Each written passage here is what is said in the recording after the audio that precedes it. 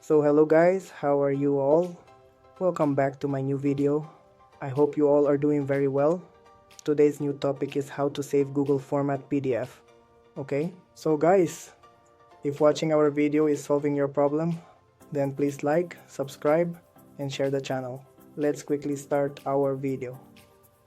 Okay, so to get the PDF of your page, first look at the corner where you see the option with 3 dots. Alright, click on the 3 dots. After that, you'll see the print option. Click on print. After that, look, you need to select your paper. Alright, so if you have a lot of paper, you can select as many as you need. Whether it's 3, 4, 10, 15, you need to make a PDF of all those together. So select all the papers. After that, look here.